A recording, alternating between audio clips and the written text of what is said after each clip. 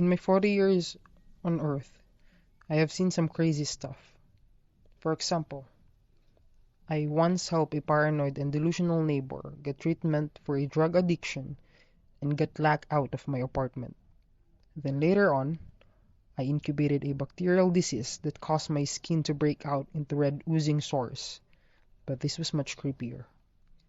It all began on my drive home from work on a quiet summer afternoon after replacing a payment terminal at a gas station.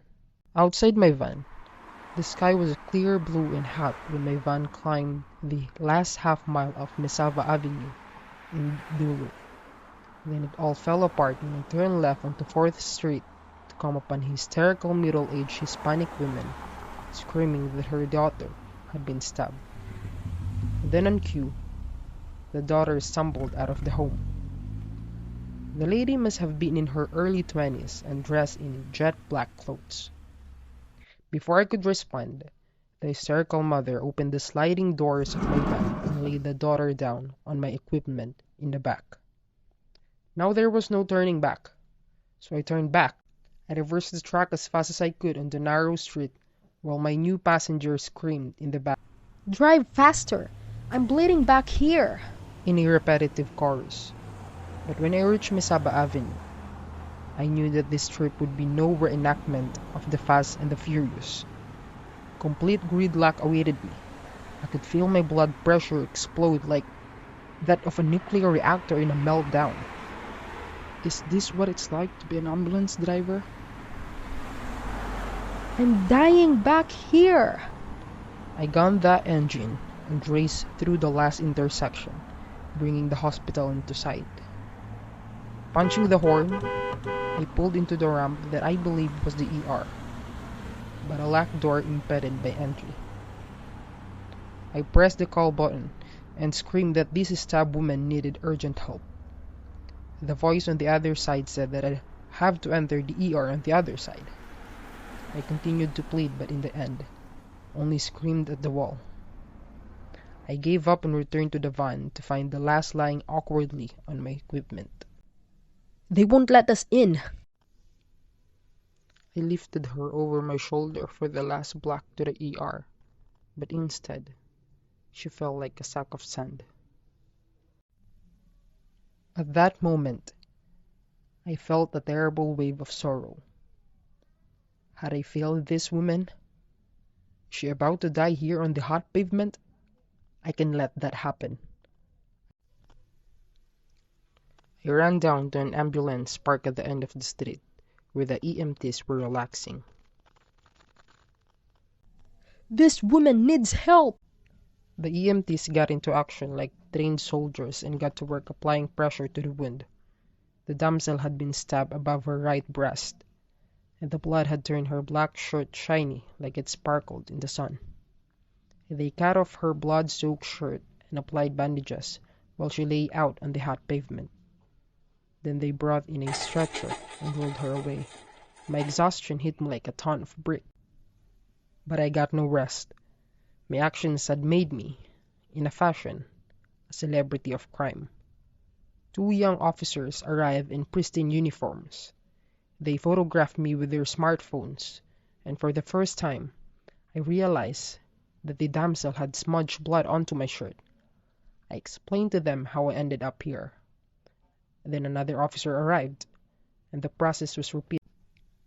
They must have considered me a suspect in the slashing of the young lady, because the officers wanted to seize my auto and uniform for evidence.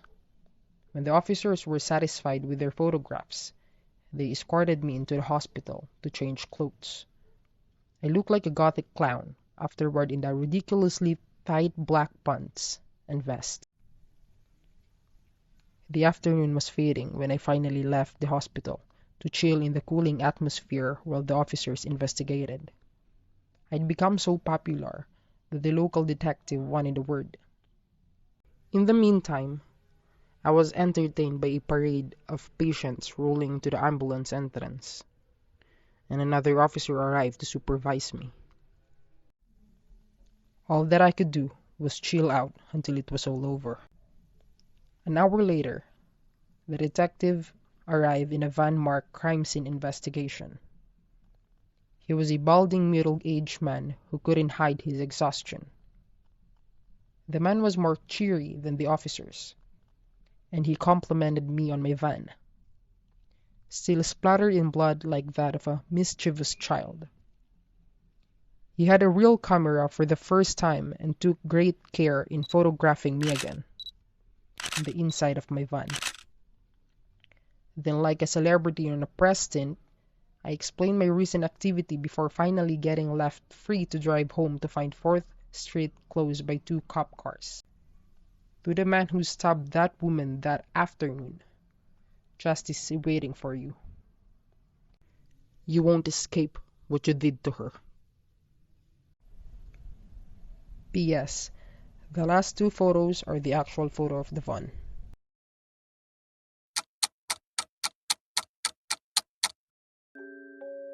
In my old house, a ton of weird stuff happened. One time, I pretended to be sick so I could stay home from school. And my mom and I were the only ones in the house. My mother worked from home on a computer and had to talk to people struggling with quitting smoking. Her room was kind of close to mine. So, I woke up at about 9 o'clock in the morning to a feeling that I was being watched. Initially, I thought it was my mom checking on me, but a few seconds later, I heard her talking in her room. My name is Carol. I ripped the covers off my head, but to my surprise, there was no one there.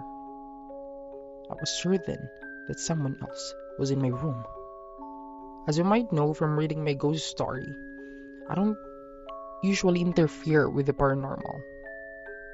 However, I felt brave this time, so I just sat up in my bed until I felt like I wasn't being watched anymore. As soon as I got up off my bed, I heard breathing.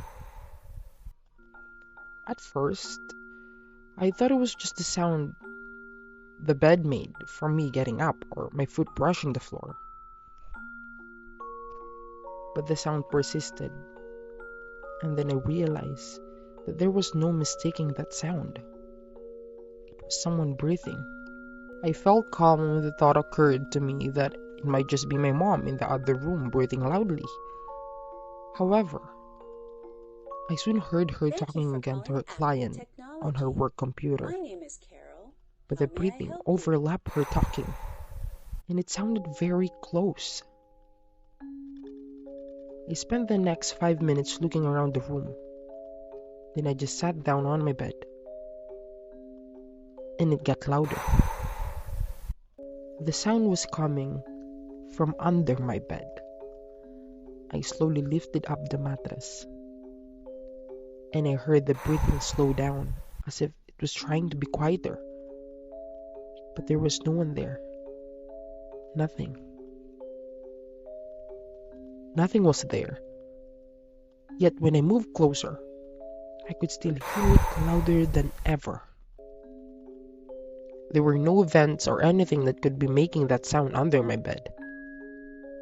I decided to just ignore it and go downstairs to watch Scooby-Doo. I never told anyone.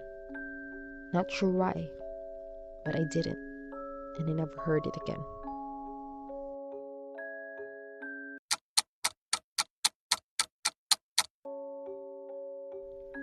To provide a bit of background on this true story, I am European. I shared another story a couple of months ago about an incident in Tuscany, Italy. In this tale, my friends, let's call them Lisa, Anna, and Charlotte, and I are from Spain. This occurred at the end of September 2023, when we were still fairly new to the USA. Having moved here for law school, along with my friends, we decided to explore the nature of this beautiful continent, living in NYC. The adventure included a road trip to Canada, driving around Lake Ontario, and then returning to NYC through upstate NY. Everything went smoothly until the last night.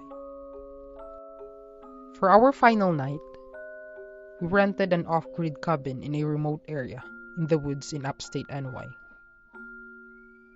To give locals an idea, we were about half an hour's drive from Harrisburg, I think. Lisa and I chose to spend the night in this cabin to be close to nature. The cabin was old, made from log wood, and lacked running water or electricity. Despite our friends being city girls, we all embarked on this adventure. I, a lifelong Boy Scout and former Scout leader, and Lisa, experienced in survival in the wild in Europe, felt confident. As we drove towards the cabin, it was already past 10 p.m., and the night was exceptionally dark. We lost internet connection with the GPS, forcing me to rely on intuition and a map. On the way, Anna and Charlotte, in the back of the car, grew uneasy after losing phone service. In the pitch-black forest, we saw a well-organized campfire, though no houses or people were in sight. This, combined with the late hour, unnerved us. Realizing we had taken the wrong trail earlier, we turned around and finally arrived at the cabin after some detours. When we arrived, it was still raining, and Anna and Lisa were hesitant to leave the car due to the darkness. Lisa and I used our phone flashlights to explore the cabin, finding old flashlights and attempting to light the fireplace. Despite the rain-soaked wood, we managed to create a small fire in the stove. With flashlights and a makeshift fire, all four of us settled into the cabin. While making pasta, Anna approached me, revealing she had seen an old cemetery and a figure walking around it. Brushing it off initially, I assured her I would secure the doors before sleeping. After dinner, the girls retired early, and I, enjoying the outdoors, sat on the front porch with a beer and a flashlight. As I gazed into the darkness, I heard a strange roar, resembling a deep bear growl. Startled, I scanned the area and spotted a tall figure with brown fur or skin, blending with the autumn trees. The creature, bipedal with long arms, locked eyes with me before disappearing behind the tree with another roar. I went inside, feeling scared, locked all doors, and tried to dismiss it as exhaustion. Despite my initial fear, the rest of the night was uneventful.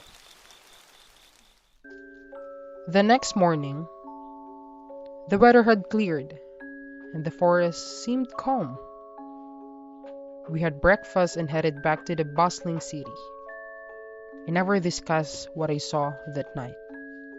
But now, months later, I share it here. If anyone has rational reasoning or ideas about what it could have been, feel free to enlighten me. I apologize in advance for any possible grammar or spelling errors. English is my fourth language, and I'm still working towards perfection.